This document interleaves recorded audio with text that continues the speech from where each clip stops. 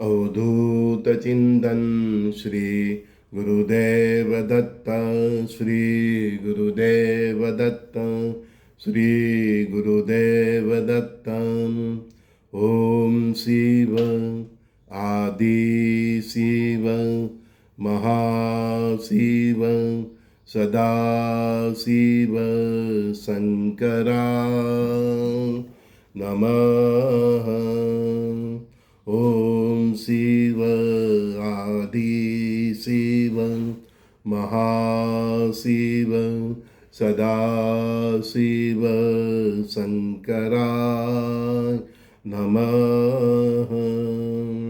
ओम शिव आदि शिव महाशिव सदा शिव शंकराय नमः।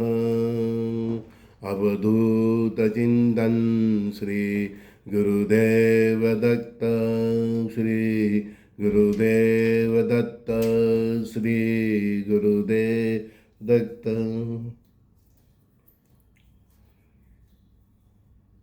परमात्मा की भक्ति करो, आर्तना होनी चाहिए। भजन करो, कीर्तन करो, तब आंख में आंसू भी होना चाहिए।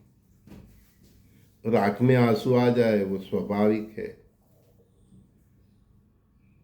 प्यार है, इतना हमारा भाव है। तो परमात्मा का भजन सुने, कीर्तन सुने, तब भी आंखों में आंसू आ जाते हैं। वो सहज भाव को परमात्मा स्वीकार करते हैं, परमात्मा द्रवित होते हैं।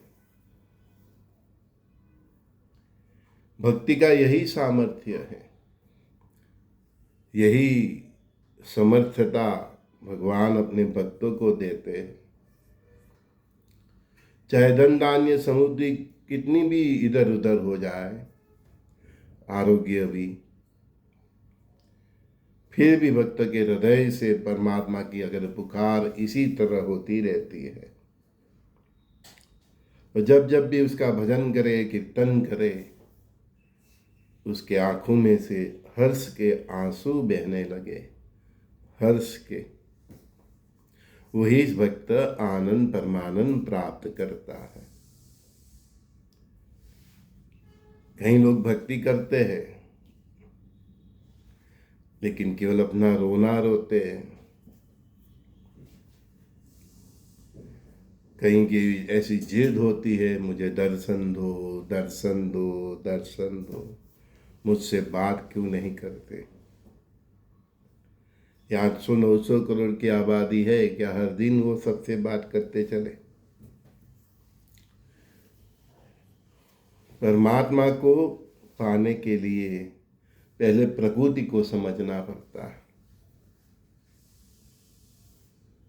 परमात्मा की भाषा मौन है।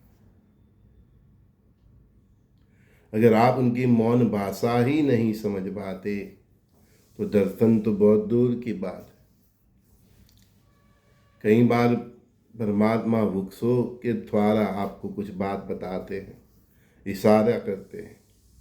गौ मैया, कुत्ता, आने वाला कोई स्वजन, आप कहीं पे जा रहे हो तो कहीं कहीं से परमात्मा हमको इशारा करते हैं।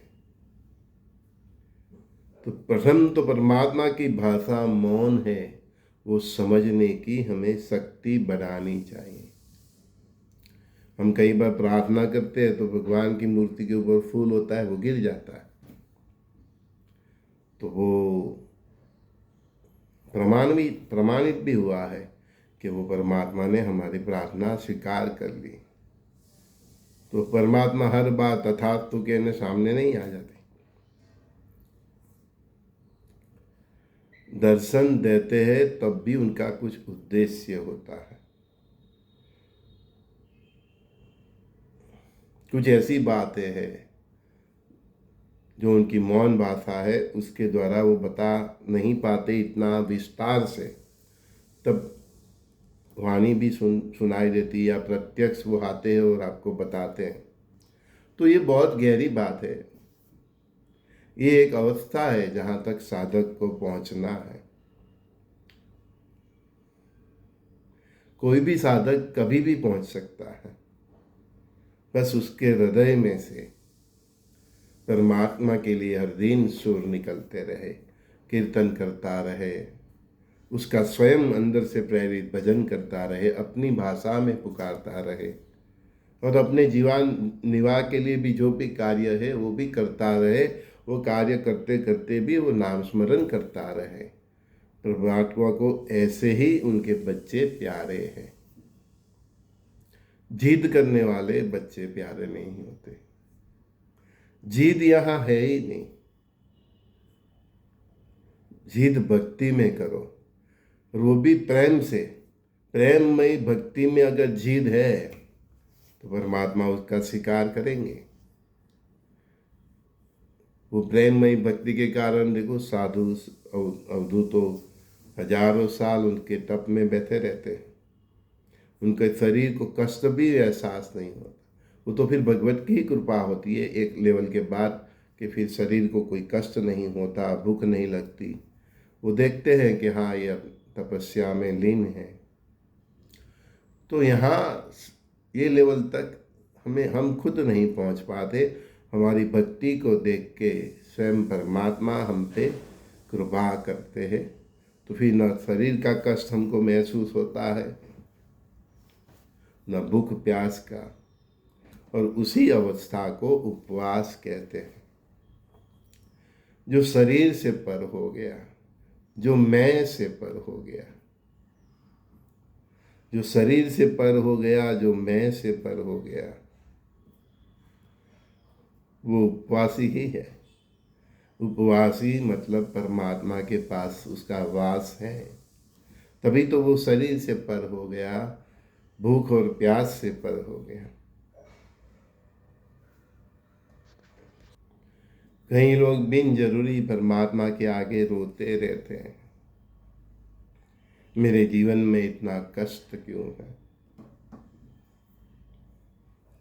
हर जीव को परमात्मा जवाब देता रहे, मुझे पति का सुख नहीं है, मुझे पत्नी का सुख नहीं है, मुझे बच्चों का सुख नहीं है। तुम्हारे हर प्रश्नों का जवाब देने के लिए तो उसने गुरु की व्यवस्था की है। अब अच्छा गुरु तो ढूंढ ही नहीं पाते तो वो भी क्या करे। वो तो तुम्हारे सामने गुरु को ला के रख देते हैं, अच्छे गुरु को। फिर तुम समझ नहीं पाते तो वो भी क्या करे। तो हमारा हर प्रश्नों का जवाब देने के लिए पृथ्वी पर परमात्मा ने गुरु की रचना की है।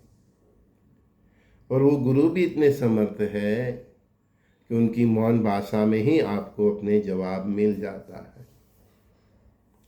जब तक आपको प्रत्यक्ष जवाब की चाह है तब तक समझ लो कि आपकी भक्ति अभी बाल्यावस्था में।